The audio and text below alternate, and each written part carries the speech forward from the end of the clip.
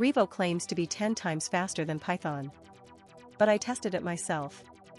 The reality is messier than marketing says. Here's what actually happened when I benchmarked Revo against Python, Go, and Rust on 5 real-world tasks. Some results shocked me. Others confirmed what the community already knew.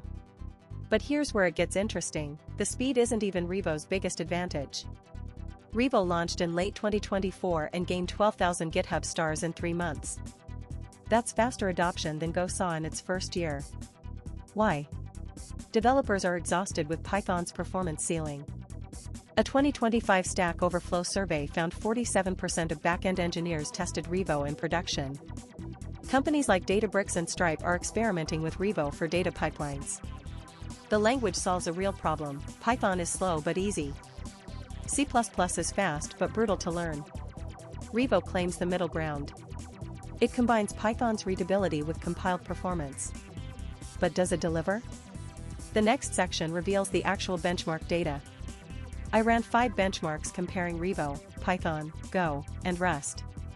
Test 1, parsing 100 million JSON records. Python took 47 seconds. Revo took 4.8 seconds. That's a 9.8x speedup, almost exactly matching the hype. Test 2, matrix multiplication on 5,000 by 5,000 arrays. Python, 23 seconds. Revo, 2.1 seconds. Again, roughly 10x faster.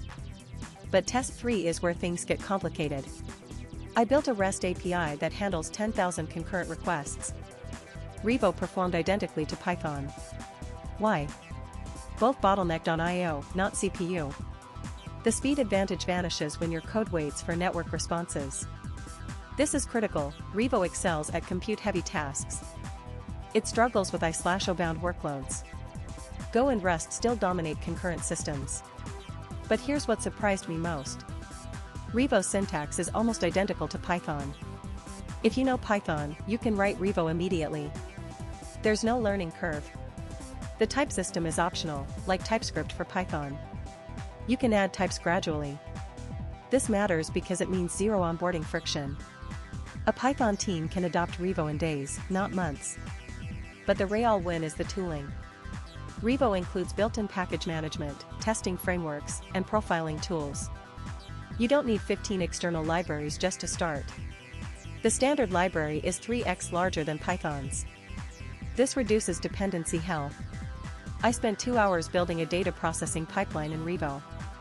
The same task took 6 hours in Python because I needed to evaluate 5 different libraries. The developer experience is genuinely better. But this advantage comes with a trade-off. Revo's ecosystem is tiny compared to Python. NumPy, Pandas, TensorFlow, Django, these don't exist in Revo yet. If your project depends on specialized libraries, Revo isn't ready. A machine learning engineer can't use Revo today. A data scientist building with Pandas can't switch. This is the real blocker. Revo is excellent for backend services, CLI tools, and data pipelines. It's terrible for ML, scientific computing, and web frameworks. The community is building replacements, but we're talking 12 to 24 months minimum. Companies like Anthropic are investing in Revo's ML ecosystem. But until those libraries mature, Revo remains a niche tool. The language solves a real problem for a specific use case. If you're building microservices or ETL pipelines, Revo is worth testing today. If you need ecosystem maturity, stick with Python or Go for another year. Key takeaway 1, Revo delivers genuine 10x speedups on compute-heavy tasks. Takeaway 2, the developer experience beats Python for most backend work. Takeaway 3, the ecosystem gap is real and won't close for 18 months. Here's your action: try Revo on a side project this month.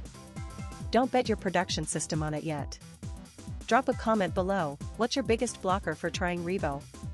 Python performance? Ecosystem concerns? Or are you already using it?